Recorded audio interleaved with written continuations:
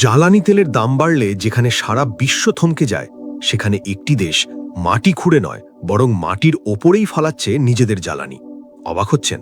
চলুন জেনে নিই কিভাবে আখের ক্ষেত দিয়ে তেলের খনিকে টেক্কা দিচ্ছে ব্রাজিল। জ্বালানি তেলের দাম বাড়া মানেই সবকিছুর দাম বেড়ে যাওয়া, সে কাঁচামাল পরিবহন হোক বা নিত্য প্রয়োজনীয় বাজার। আন্তর্জাতিক বাজারে যখন জীবাশ্ম জ্বালানি বা ফসিল ফুয়েলের দাম বাড়ে, তখন সারা বিশ্বের অর্থনীতিতেই এর ধাক্কা লাগে। যেসব দেশ জ্বালানি তেলের জন্য আমদানির ওপর নির্ভরশীল, তাদের জন্য এটি একটি বড় চিন্তার বিষয়, কারণ তাদের অভ্যন্তরীণ স্থিতিশীলতা নির্ভর করে পৃথিবীর অন্য প্রান্তে থাকা তেলের খনির ওপর, যা তাদেরকে প্রতিনিয়ত আন্তর্জাতিক বাজারের অস্থিরতার মুখে ফেলে দেয়। কিন্তু ব্রাজিল গত কয়েক দশক ধরে এক ভিন্ন বাস্তবতায় হাঁটছে। মাটির অনেক গভীরে জ্বালানি না খুঁজে তারা মনোযোগ দিয়েছে মাটির উপরেই জ্বালানি উৎপাদনের দিকে। ব্রাজিলের বিশাল সবুজ আখের প্রান্তরগুলোই এখন তাদের প্রধান শক্তির উৎস।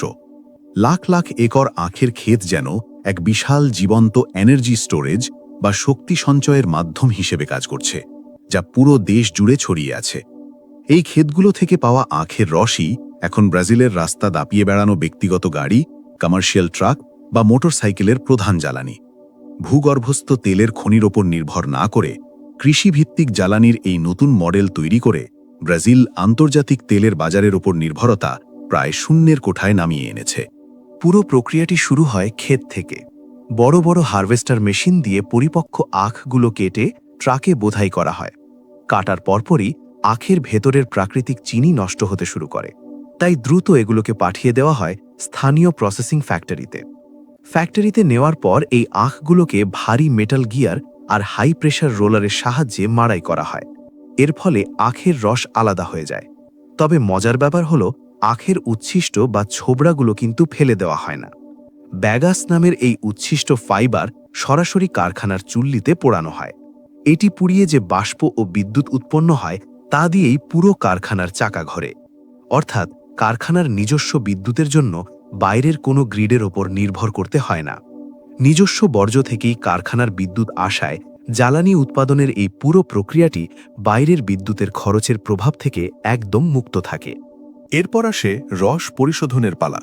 আখের রসকে খুব সাবধানে ফিল্টার করে এর ভেতরের সব ময়লা দূর করা হয়, যা পরিণত হয় ঘন চিনির দ্রবণে।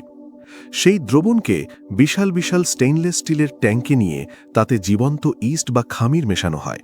এই ইস্ট যখন চিনিকে ফার্মেন্ট বা গাঁজন করে, তখন তা দাহ্য তরল অ্যালকোহলে পরিণত হয়।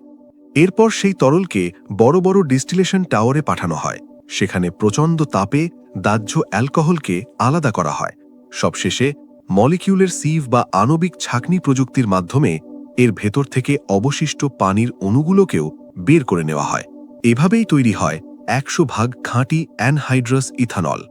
ভোক্তাদের ব্যবহারের জন্য ব্রাজিলের গাড়িগুলোতে যোগ করা হয়েছে স্মার্ট ফ্লেক্স ফুয়েল সিস্টেম। গাড়ির ইঞ্জিনে থাকা একটি ইলেকট্রনিক সেন্সর স্বয়ংক্রিয়ভাবে বুঝে যায় ট্যাঙ্কে কোন ধরনের জ্বালানি আছে, আর সেই অনুযায়ী ইঞ্জিনের পারফরম্যান্স একদম নিখুঁতভাবে অপটিমাইজ করে নেয়। এই ইথানলের সাথে সাধারণ পেট্রোলিয়ামের তুলনা করলে দেখা যায়, ইথানলের এনার্জি ডেন্সিটি বা শক্তির ঘনত্ব কিছুটা কম হলেও এটি জীবাশ্ম জ্বালানির তুলনায় 90% পর্যন্ত কম কার্বন নির্গমন করে। আর এটি দেশের ভেতরেই উৎপাদিত হয় বলে পাম্পে এর দামও থাকে বেশ সাধ্যের মধ্যে। হিসেব করলে লিটার প্রতি যার দাম পড়ে প্রায় 112 টাকার মতো। স্থানীয়ভাবে উৎপাদিত এই জ্বালানি ব্রাজিলকে আন্তর্জাতিক তেলের বাজারের হঠাৎ দাম বাড়া কমার ঝুঁকি থেকে রক্ষা করে। এটি একদিনের কোনো ম্যাজিক নয়, বরং দীর্ঘমেয়াদী ও সুপরিকল্পিত প্রযুক্তিগত উন্নয়নের ফসল। ব্রাজিল প্রমাণ করে দিয়েছে, টেকসই ভবিষ্যতের জ্বালানির জন্য আমাদের মাটির গভীরে খোঁড়াখুড়ি করার দরকার নেই। চাইলে মাটির ওপরেই তা ফলানো সম্ভব।